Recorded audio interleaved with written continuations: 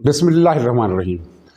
नाज़रीन, कल रात इलेक्शन कमीशन की तरफ से पंजाब के निगरान वज़ीर आला का ऐलान किया गया तो यकलख्त पीटीआई के सहाफ़ियों में और दानश्वरों में और पीटीआई के ओहदेदारों में एक ग़ैज़ो गज़ब की ऐसी लहर उठी जिसका मैंने मुशाहिदा पहले कभी नहीं किया था। और ये बहुत अनोखी बात थी कि इतना ज़्यादा इश्तिआल क्यों है, जबकि मोहसिन नकवी साहब उसी तरह के एक निगरान वज़ीर आला है जिस तरह के पिछले दौर में हसन अस्करी को निगरान वज़ीर आला लगाया गया था। अब आपको याद होगा कि हसन अस्करी की खुली वाबस्तगी पीटीआई के साथ थी। वो टीवी चैनल्स पर बैठकर मार्शल लॉ के हक में तकरीरें करते थे, प्रोग्राम करते थे और इमरान खान के हक में बोलते थे, बहुत आउट ऑफ द वे जाकर, और इमरान खान की मुखालफ जमातों को अपनी दरीदा दहनी का निशाना बनाते थे और उन पर ऐसे इल्ज़ामात लगाते थे जो कभी साबित ही नहीं हो सके।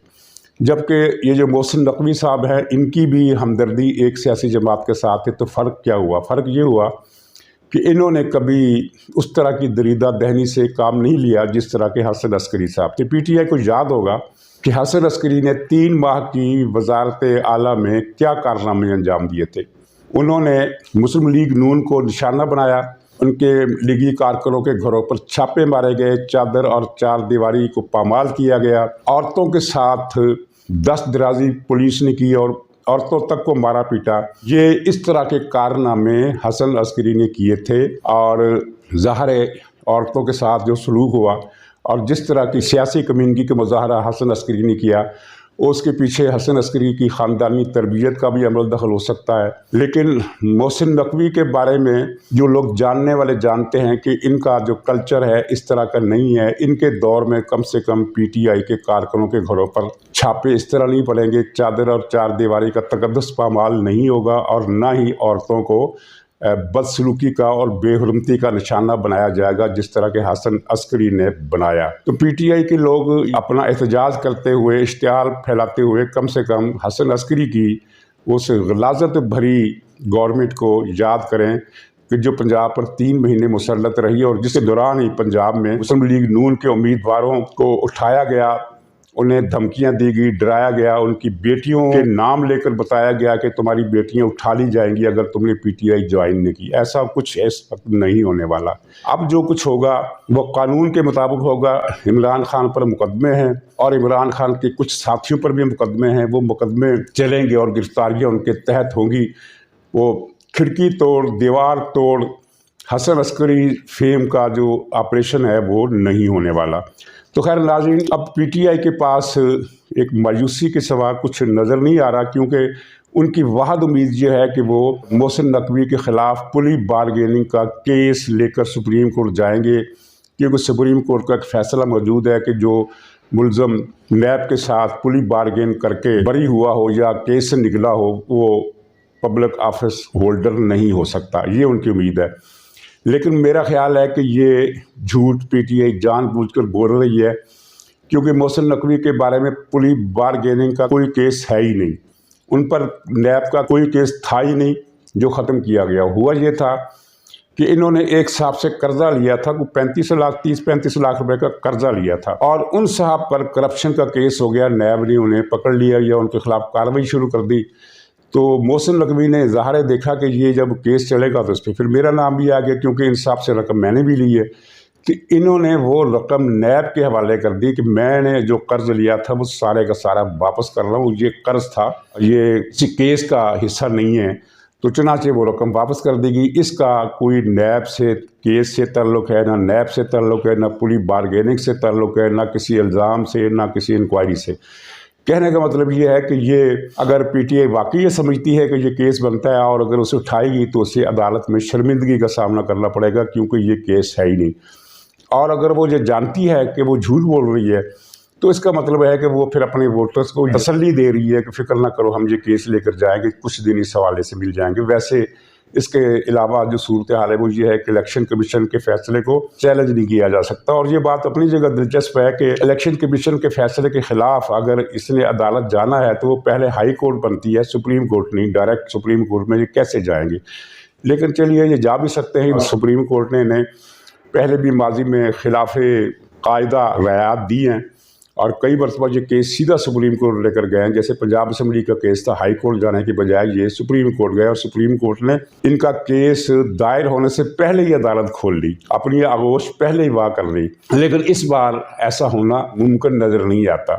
دوسرا رستہ پی ٹی آئی نے احتجاج کا طے کیا ہے، اور عمران خان نے جو بہت ہی غیظ و غضب اور اشتعال کے عالم میں تھے، انہوں نے میٹنگ بلائی کل رات تقرری کا اعلان ہونے کے بعد، اور اس میں اپنے ساتھیوں سے کہا، وہ پارٹی کا کوئی باضابطہ اجلاس نہیں تھا، جو ساتھی اس وقت دستیاب ہو سکے ان کو بلایا اور انہیں اندیا دیا کہ آپ گلی گلی محلے محلے احتجاج کی تیاری کریں. ظاہر ہے یہ عمران خان کی ہدایت سن کر پی ٹی آئی والوں کو بھی ہنسی نکل گئی ہوگی کہ کون سی گلی کس محلے کی بات کرتے ہیں. عمران خان کو برطرف کیا گیا اور پھر اس کے بعد قاتلانہ حملے کا واقعہ بھی ہوا. عمران خان نے 50 کالیں اس دوران دی، لیکن لوگ سڑکوں پر نہیں نکلے. تو اب کیا نکلیں گے؟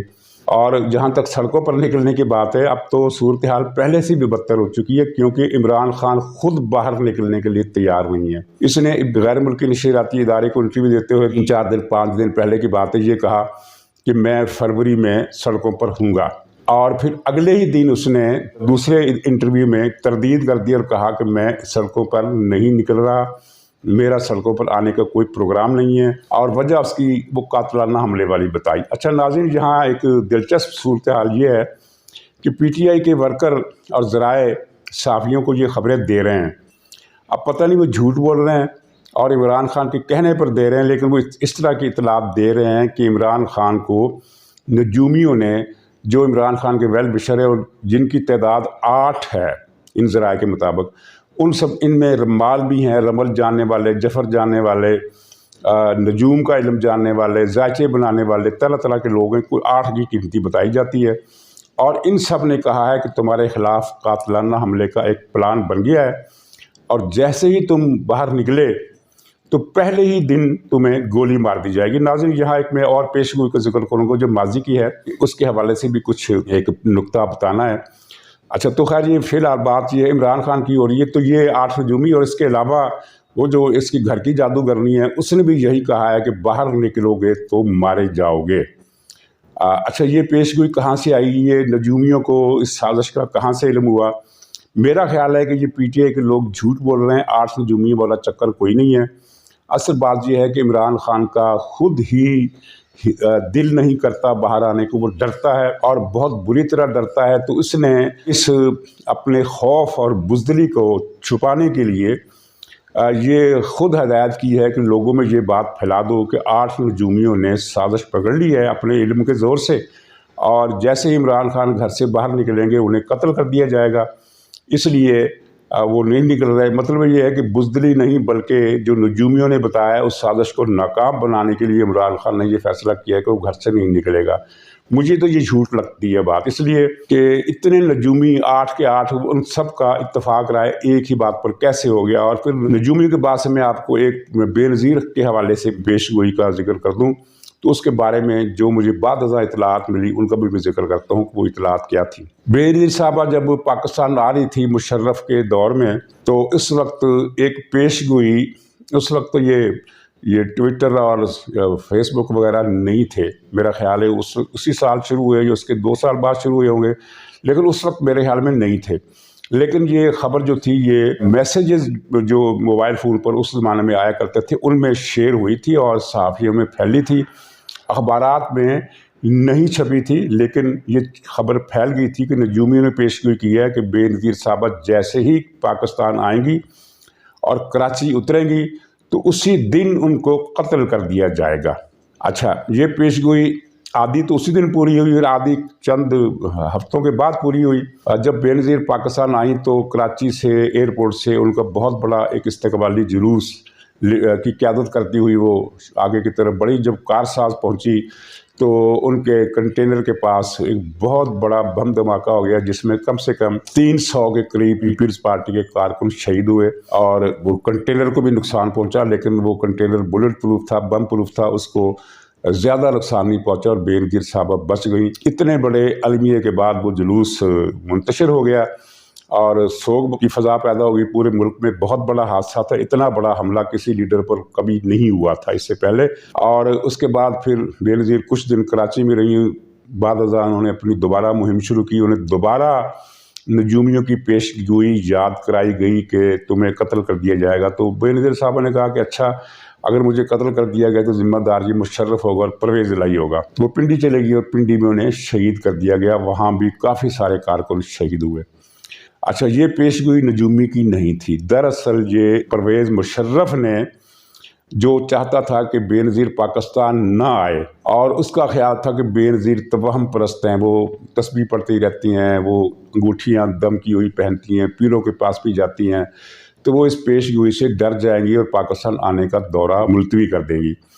لیکن جب انہوں نے دورہ ملتوی کرنے سے انکار کیا اور کچھ ایسے اعلانات بھی کیے کہ وہ برسر اقتدار آ کر خارجہ پالیسی کا رخ درست کریں گی، یعنی کہ اسے خود مختار خارجہ پالیسی بنائیں گی، تو پھر پرویز مشرف نے انہیں قتل کرانے کا منصوبہ بنا لیا، جو ان کے لیے بہت آسان تھا. کسی دہشت گرد تنظیم کے لیے واردات کا منصوبہ بنانا قدرے مشکل ہوتا ہے، انہیں ٹائم لگتا ہے، انہیں بہت سارے وسائل چاہیے ہوتے ہیں، یعنی اچھی خاصی تیاری کرنی ہوتی. پھر کہیں جا کر وہ ایسا نہیں ہوتا کہ 2 دن کے نوٹس پر وہ حملے کی سازش مکمل کر لیں. لیکن پرویز مشرف جس پوزیشن پر تھا، دہشت گردی کے تمام وسائل اس کی مٹھی میں تھے، اور ایک پورا اس کا گروپ تھا جو پاکستان میں دہشت گردی کرا رہا تھا. مسجدوں میں دھماکے، امام بارگاہوں میں بم دھماکے، قتل، مذہبی رہنماؤں کا قتل، یہ سارا مشرف کے اشارے پر ہوتا تھا.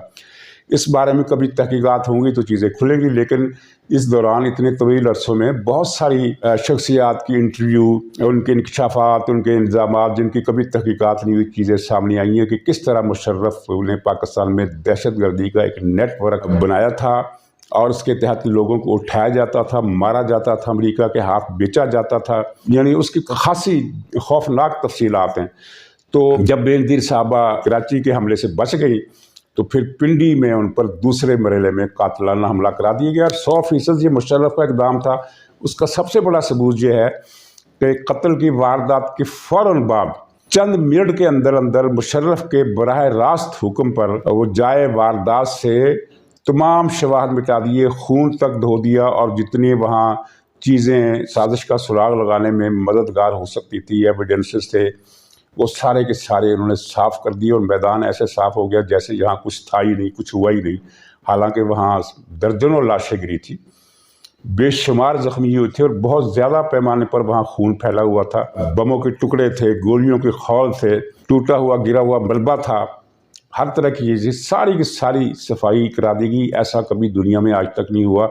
ایک آدمی حادثے میں زخمی ہو جائے تو پولیس جب تک وہاں پہنچ کر اس کے فوٹو وغیرہ نہیں لے لیتی، اپنے کاغذات مکمل نہیں کر لیتی، وہاں سے اینٹیں نہیں ہٹائی جاتی جہاں کوئی آدمی زخمی ہوا ہو، اگر شدید زخمی ہوا ہو. تو جہاں ایک اتنی بڑی لیڈر کا قتل ہو گیا، اور پھر یہ کہ وہاں درجنوں بے شمار دوسرے لوگ بھی شہید اور زخمی ہوئے، اتنا بڑا واقعہ ہو گیا، تو چند منٹ کے اندر اندر صفائی ہو گئی.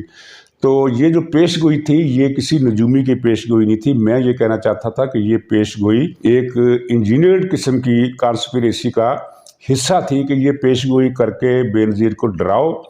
اگر وہ ڈر جائے تو اچھا ہے، اگر نہ ڈرے تو اس پر عمل کر ڈالو، اور پھر لوگ یہی سمجھیں گے کہ یہ بے نظیر کو تو بتا دیا گیا تھا کہ تمہیں قتل کر دیا جائے گا، وہ نہیں باز آئی تو قتل ہو گئی. اسی لیے آپ کو یاد ہوگا کہ عمران خان نے، پاکستان کا واحد لیڈر عمران خان، واحد لیڈر جس نے یہ کہا تھا بے نظیر کے قتل پر، جس نے ہمدردی ظاہر نہیں کی تھی بلکہ یہ کہا تھا کہ بے نظیر اپنے قتل کی خود ذمہ دار ہے، یہ اتنا سنگ دل آدمی ہے. اور اس کے ساتھ ساتھ یہ بھی پتہ چلتا ہے کہ اسے اس سازش کا پتہ تھا.